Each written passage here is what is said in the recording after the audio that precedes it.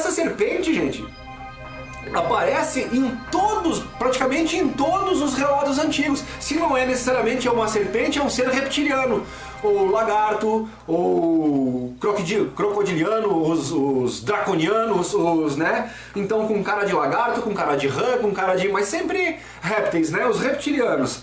Então se não existissem nada a ver com reptilianos, por que eles são tão mencionados? Que cobra é essa que fala, que tem condição de trocar uma ideia com Adão e Eva e de enganá-la? E que é tão esperta que pode enganá-la, entendeu? Então assim, ó, primeiro, reptilianos existem.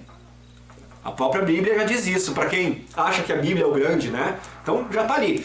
Aí quando tu vai estudar coisa e tal, a gente descobre que os reptilianos, que os Anunnakis todos que nos fizeram são uma raça de reptilianos, né? Todos os estudos lá não só da mitologia suméria, como de diversas outras, estão levando para o mesmo lado. Porque que nem a gente falou, né? São nomes diferentes, são culturas diferentes, mas que remetem às mesmas histórias. Olha que interessante, o David Icke, ele entrevista um xamã Zulu, que do nível dele tem só 2 na África do Sul. E eles não podem falar disso com o povo oriental, com o ocidental, melhor dizendo, com os brancos ou com outras culturas, né? Isso deveria ser um conhecimento só dos Zulus, transmitido só para as tribos.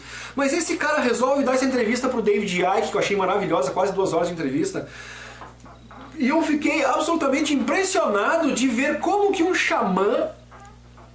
Claro, né, o cara faz desdobramento, o cara tem todo o conhecimento astral, né? Então, mas mesmo assim é impressionante para nós, né? De um xamã africano que a gente imagina que deveria conhecer só dos assuntos da tribo, ainda que envolvesse a espiritualidade. Não, cara, o cara tá absolutamente ligado no que acontece no mundo todo. Então, um xamã africano, da África do Sul, mais preciso, não vou lembrar o nome do cara agora, mas é só procurar a entrevista com David Icke lá, e é uma entrevista, cara, de uns... Pelo que eu calculo lá, deve ser pela cara do David Icke, né? Comparando a cara que ele tem agora, deve ser, nossa, 15 anos atrás daquela entrevista lá. O David Icke era um mocinho lá ainda, né? Então tu vê que a gente deve prestar atenção no que esse cara diz, por causa que ele não começou ontem a pesquisar isso aí. É um cara que, ó, faz tempo que ele já sabe muito, tá?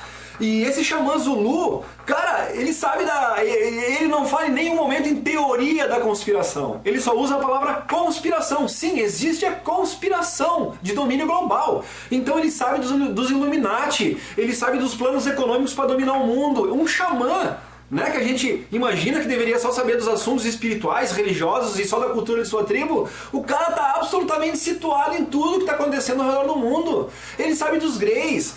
E o que mais me deixou estarrecido e de certa forma feliz também, né, por causa que justamente por ele ter essas projeções astrais, o que esse xamã africano tá falando, cara, é exatamente a mesma coisa do que todo mundo ao redor do mundo, de outras culturas, de outras tribos que tem conhecimento com isso aí. Então ele fala do ar contado, ele fala... Então, gente, parece que é uma verdade muito ressoante.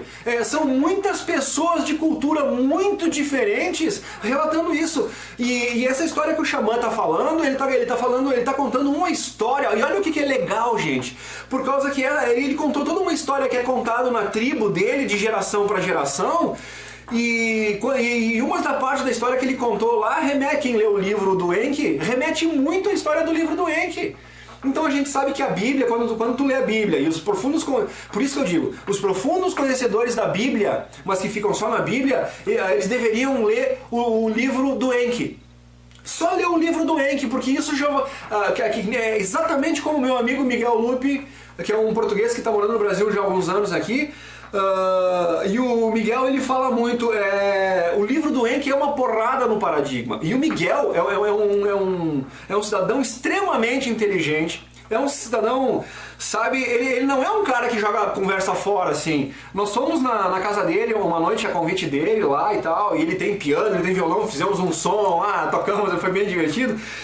E o Miguel, ele me levou num quarto da casa dele, lá onde ele tem é um lugar de estudos que ele chama lá, né? Aonde ele tem, cara, ele fez todo um mapa, ele fez toda uma cronologia com a história egípcia, com as datas, então nesse ponto acontece isso e ele coloca os personagens, ou seja, é um cara que ele estuda profundamente as coisas, né? E como ele é bastante conhecedor da questão bíblica, assim, ali, a hora que ele leu o livro do Enki, ele disse, cara, isso é uma porrada no paradigma.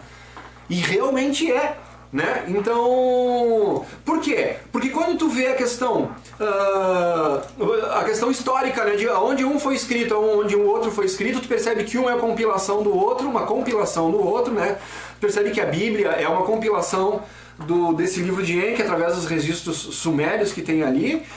E o mais importante disso também é que quando tu começa a estudar arqueologia, né, e tu começa a ver o que corrobora os escritos que se tem agora. Então nós temos escrituras, desde das mais superficiais e moldadas, digamos assim, né, que elas foram escritas ali e colocaram só as verdades que interessavam aos governantes da época. E são mantidas essas meias verdades para continuar mantendo a dominação.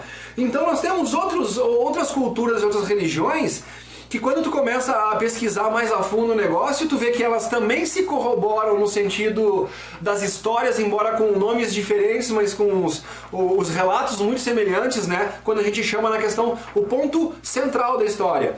Então tu sempre tem a história que muda aqui, muda aqui, muda ali, mas tu pega o ponto central assim e tu percebe que não, ali se corrobora e é assim que é feito...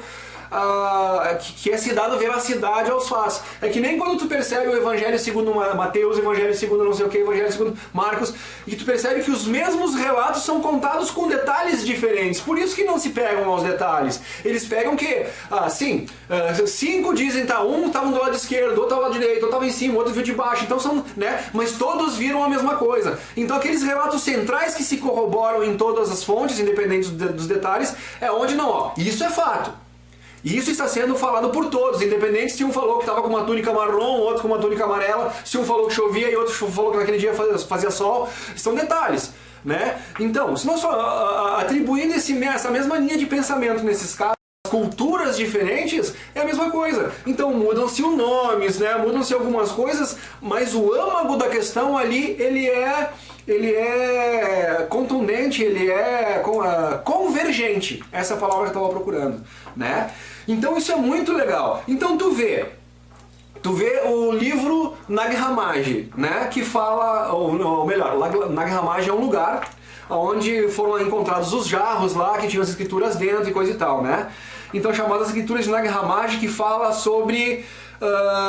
na verdade eram os cátaros, né? Os cátaros são descendentes dos gnósticos lá do 4º século depois de Jesus, né? Exterminaram-se os gnósticos, eles eram totalmente perseguidos, e daí dos gnósticos, eu não sei se mudaram para cátaros para não relacionarem, porque os gnósticos eram perseguidos, o que não adiantou muita coisa, porque os cátaros também foram...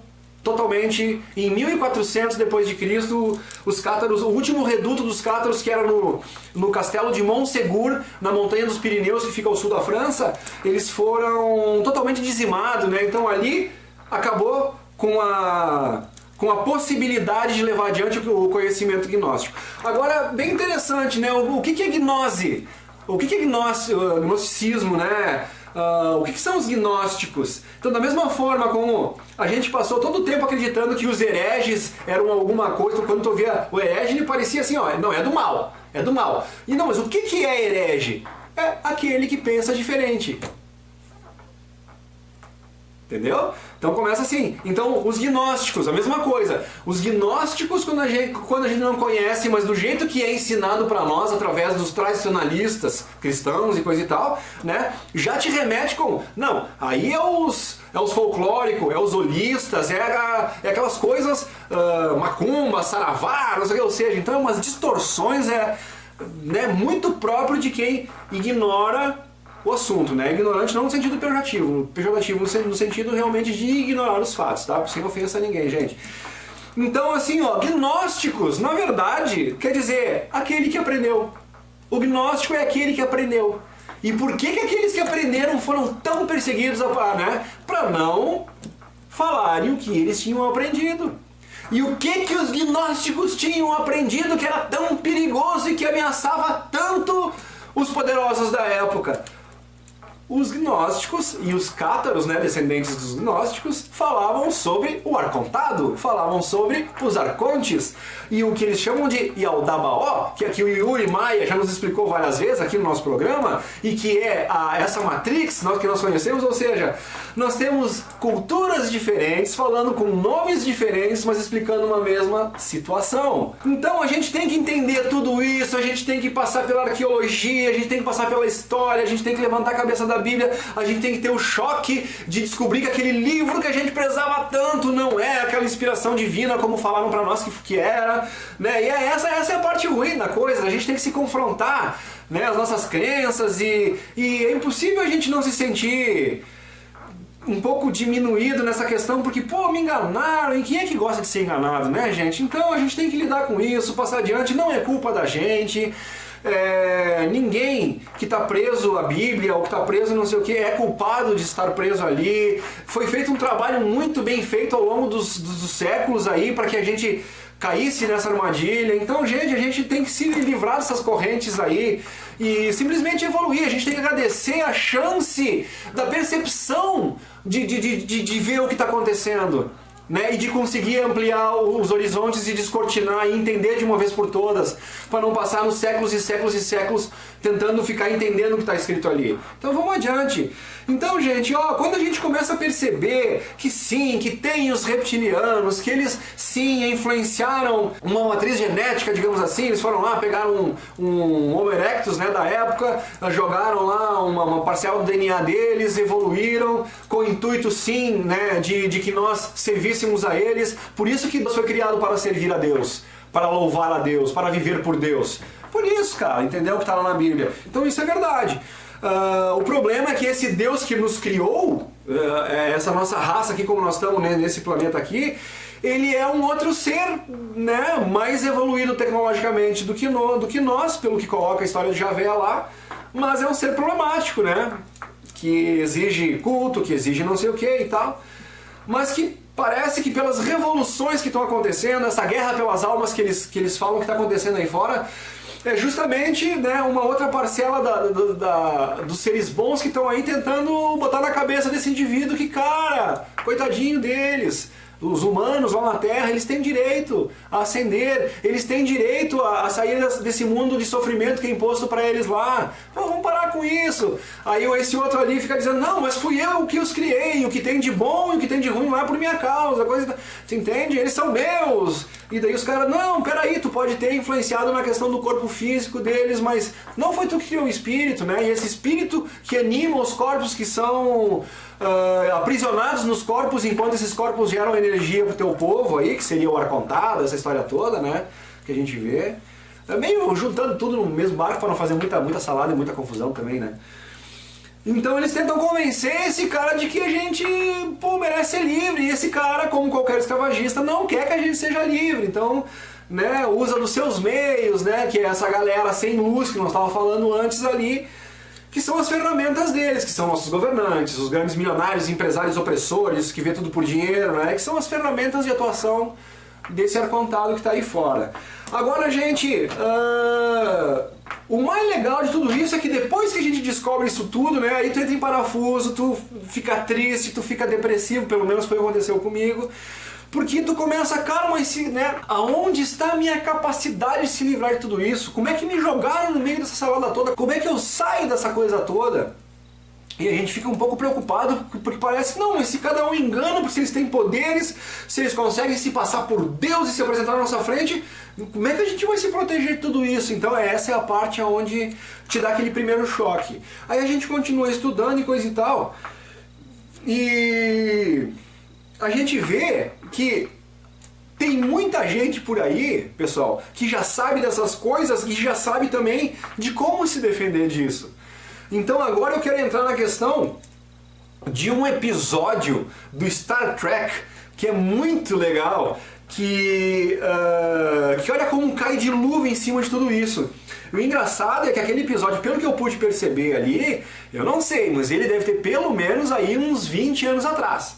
Então tu vê que esse assunto de arcontado, de Matrix é uma coisa, sei lá, relativamente nova aí, coisa e tal, embora o filme Matrix já tenha uma cara aí também, né?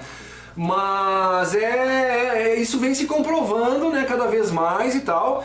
Então, só que quando a gente assiste a Matrix lá com o Neo e coisa e tal, parece meio difícil. Tu tem que ser um super, hiper, mega que nem o Neo pra tu poder lutar contra o Arcontado ou contra os dominadores da Matrix aí, né? Então a gente fica, puta merda, eu sou um mero cidadão normal, um mortal humano aqui, né? Não tenho essas habilidades todas, tô ferrado, tô na mão do Arcontado.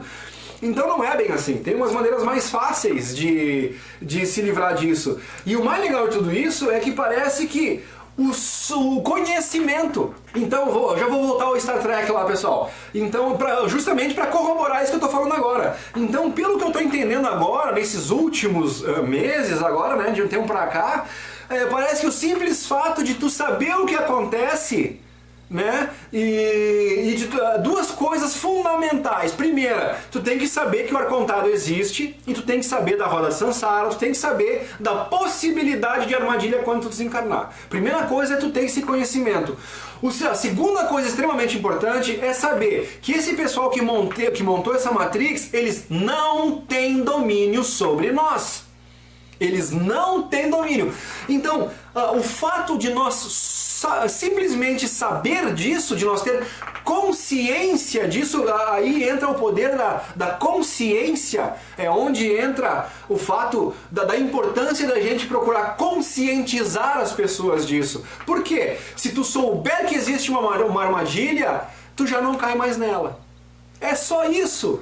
Então daí a importância da gente debater e falar sobre esse assunto com as pessoas, entendeu? Então assim, ó, primeira coisa, saber que a armadilha existe. Segunda coisa, saber que esses arcontes, né, são os Lux, através dos seres que se encarnam e que jogam a favor deles, ou que seja, eles têm objetivos em comuns. Então seres encarnados de diversas raças se aliam a esses arcontes, a esses Lux, para poder fazer a parte física da coisa, né? São as ferramentas dele. E não só eles, né? Como eu falei, muitos seres humanos normais que são encarnados, mas que eles são de uma certa linhagem que propicia esse nível baixo de padrão vibratório para que o plano dele se desenvolva, né? Então já falamos bastante sobre isso também.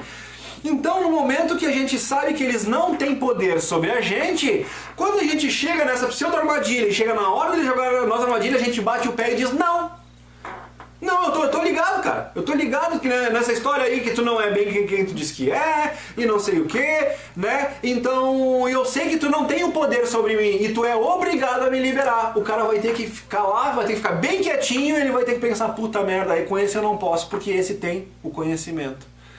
Esse é um gnóstico. Esse aprendeu. Entendeu?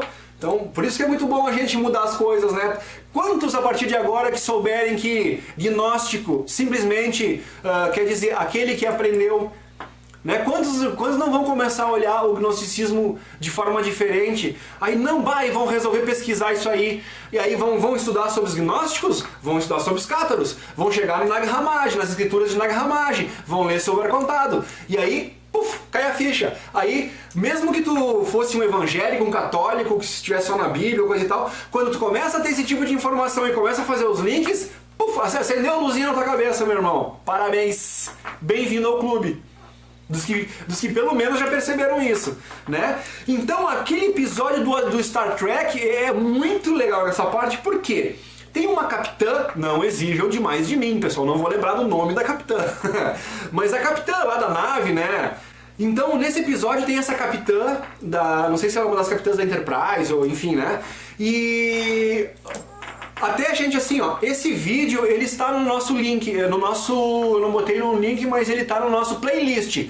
Então, entra no nosso playlist, procura lá, eu botei o nome, e a Matrix é falsa.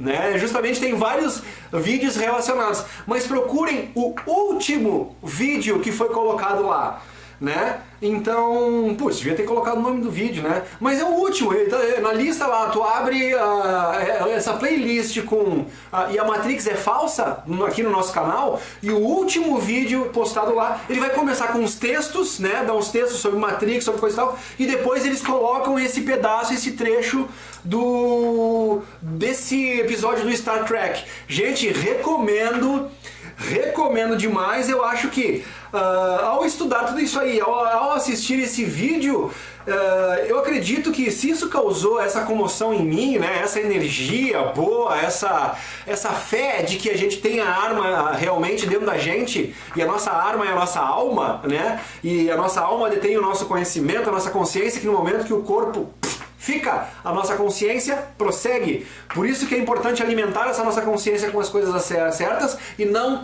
só como os materialistas, só nutrindo o corpo, com as coisas do corpo, né, gente? Materiais que estão por aí. Então fica aí a dica. Então, nesse episódio de Star Trek, essa capitã, ela na verdade, ela está, sabe, entre a vida e a morte. E parece que ela está tendo ali uma experiência de EQM, né? Então, enquanto o corpo físico dela está com 2 vulcanos e mais um médico, o corpo astral, a consciência dela está num outro lugar. E enquanto ela está em consciência nesse outro lugar, ela está falando com alguém quem ela julga ser o pai dela, mas logo ela percebe que não é. Então a coisa se desenvolve assim. E ela tá questionando esse ser que se diz o pai dela, né? Dizendo, mas por que tu tá insistindo tanto pra mim ir junto contigo? E o cara diz, não, porque aqui onde tu vai aqui, né, é um lugar maravilhoso, tudo que tu quer, que tu deseja pode estar te esperando ali, coisa e tal. E ela diz, não, mas eu quero ficar. E ele diz, não, mas tu não tem que ficar, tu tem que ir. E não sei o que, porque eu tô te protegendo, umas coisas assim. E ela começa a dizer, não, mas o meu pai não me protegia, por que tu quer me proteger? E nesses pontos aí, ela tem os lampejos que ela, ao mesmo tempo que ela tá nesse corpo astral, ela volta para a situação onde o vulcano os dois vulcanos e o médico estão tentando trazer ela de volta. E eles estão conscientes, os 2 vulcanos e o médico, eles estão conscientes de que ela está tendo uma EQM e de que, como eles conhecem essa realidade da armadilha, eles sabem que ela está passando por essa experiência, elas sabem que esse ser representante dos arcontes, que ali se apresenta, está tentando iludir ela para levar ela para Matrix. E isso é mencionado, até o nome Matrix é mencionado ali.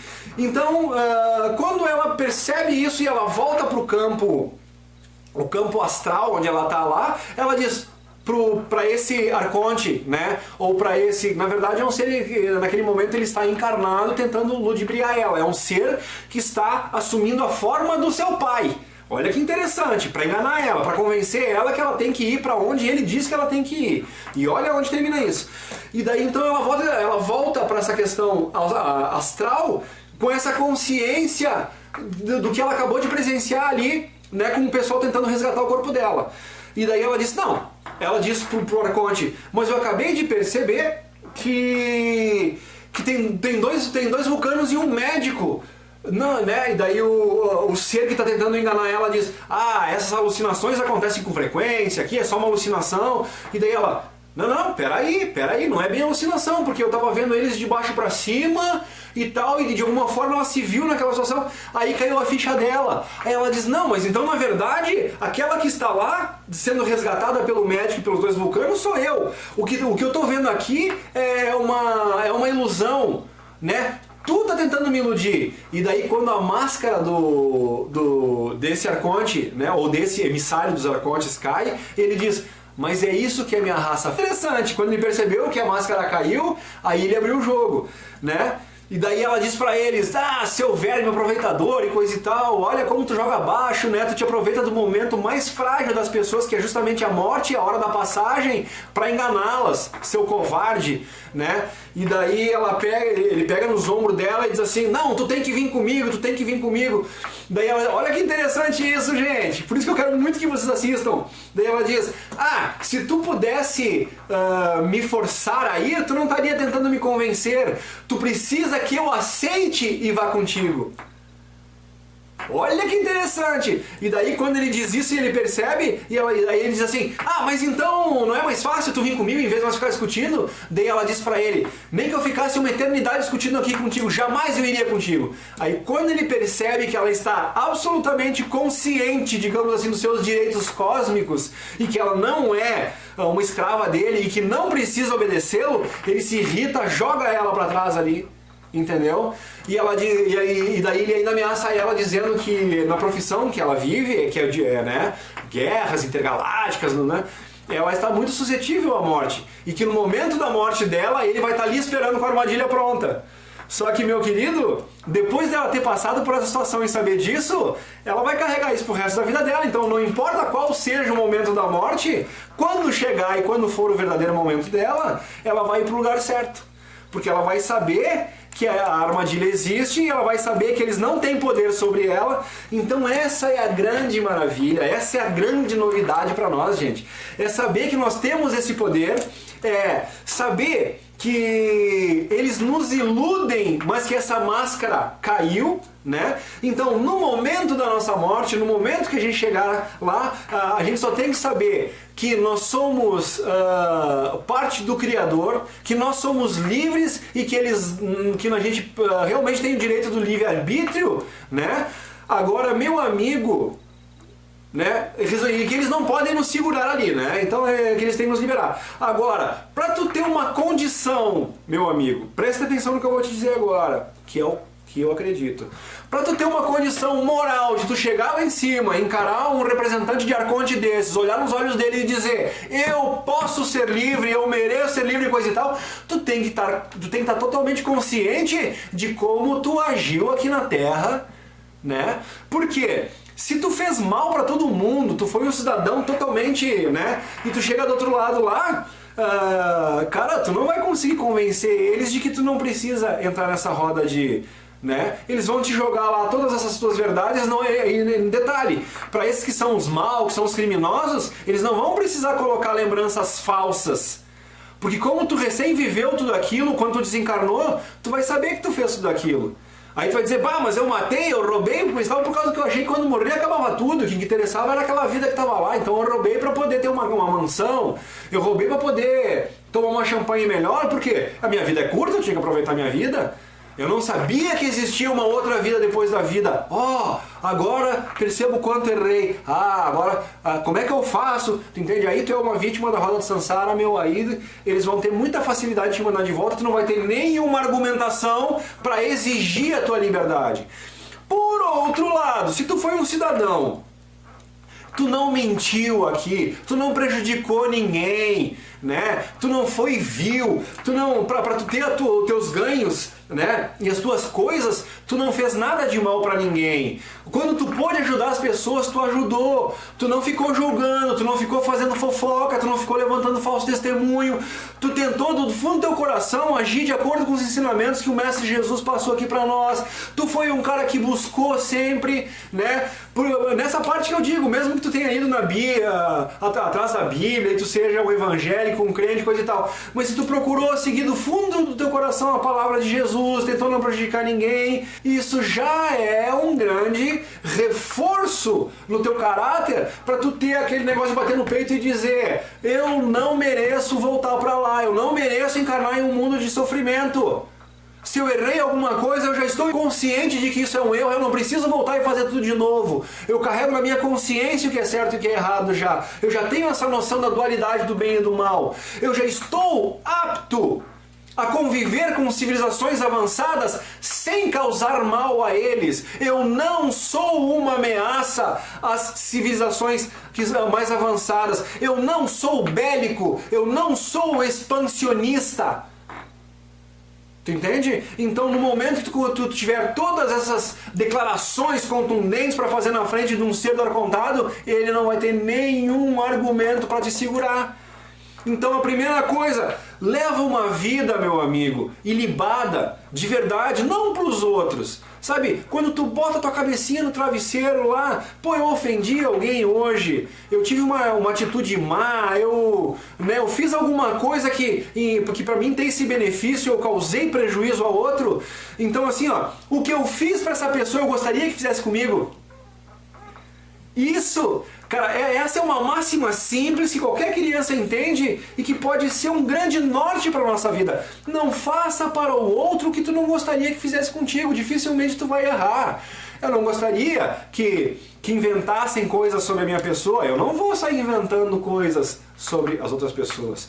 Eu não gostaria que alguém que não me conhece e ouvisse uma calúnia ao meu respeito, saísse divulgando isso por alguém. Então quando alguém vem me falar uma fofoca de outra pessoa e eu não sei se é verdade ou não, eu não vou sair propagando isso.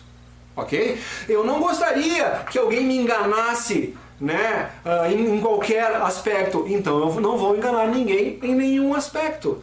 Não gostaria que me roubasse, não vou roubar ninguém. Não gostaria que me ferisse, então não vou ferir ninguém. Não gostaria que me ofendessem, então não vou ofender ninguém. Então é uma regra simples, que já te levam a um patamar bem maior. No momento que tu já não prejudica mais ninguém, que está preocupado com essa questão, já demonstra um interesse num aumento de moralidade da tua pessoa, entendeu? Então isso já é mais uma coisa que reforça esse argumento de que tu sim, tu tá pronto para atingir níveis mais altos de evolução e tu não precisa mais ser colocado junto com toda essa coisa que só te atrapalha. A gente está aqui, a gente quer se desenvolver espiritualmente, porque a gente quer ascender a um mundo melhor, né? Mas a gente convive com a opressão dos políticos, a gente convive com uma série de doenças que são jogadas aqui porque só tem alguém que quer plantar remédio, que quer vender remédio, me perdoem. Tu entende? Então toda essa baboseira que a gente vê aí, né, gente? Então, pessoal, as grandes novidades do dia, né? É saber que se a gente levar uma vida limpa, né? Mas para nós mesmos, dentro da nossa consciência, não é o que tu faz no oculto que os outros não estão vendo, que vai, né, que só parece como bonzinho. Não é, gente, é dentro, é a tua consciência. Não tem lugar onde tu te esconda que a tua consciência não te persiga. Entendeu? Então, ou tu come e ela te fala. Só que daí, esses caras que trabalham na questão extremamente materialista, o que eles fazem? É um exercício constante de abafar a voz da consciência. Tu acha que não tem alguém desencarnado que tenta soprar uma coisa boa pra eles? Mas não, eles ignoram, sabe? Eles procuram, eles botam um foco no ganho material e o prazer que aquilo vai proporcionar pra eles. É aí essa visão que desequilibra e que, tu entende? Então aí não dá, gente. Mas, então, se a gente consegue ser realmente moral, não propagandear isso, mas ser realmente, né, aquela questão verdadeira, de ser a nossa versão de nós mesmos.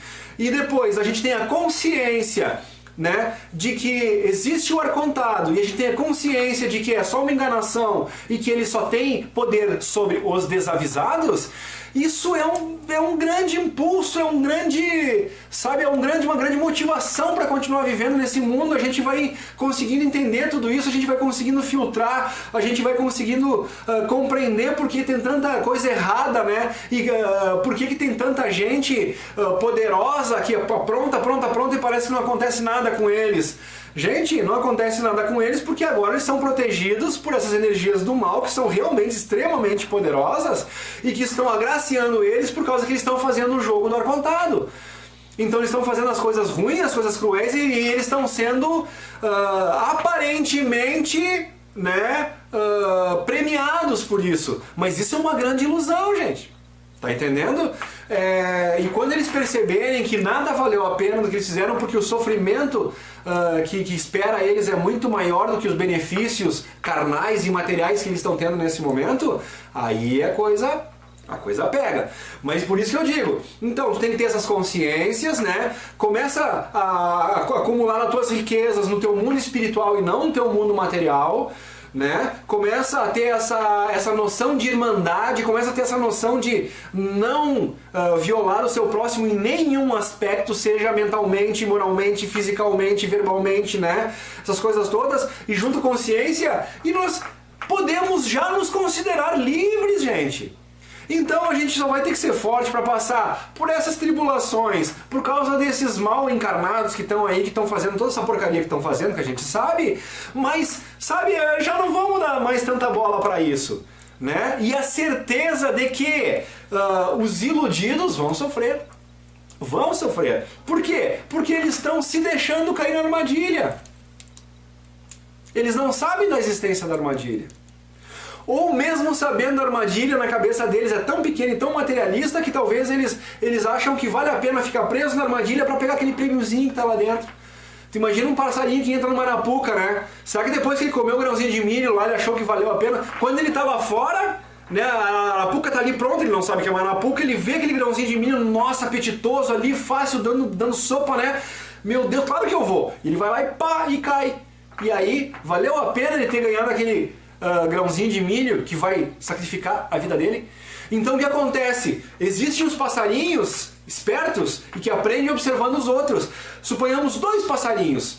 Um fica olhando de longe aquela armadilha lá. Aí o outro passarinho vai lá, pega o grão de milho, mas fica preso. Será que o outro passarinho, ao ver aquilo, quando ele vê uma armadilha armada, ele vai cair que nem o outro que ele viu que caiu? Ou ele vai saber, não, aquilo não compensa a minha liberdade. Aquele grãozinho de milho lá dentro não compensa a minha liberdade.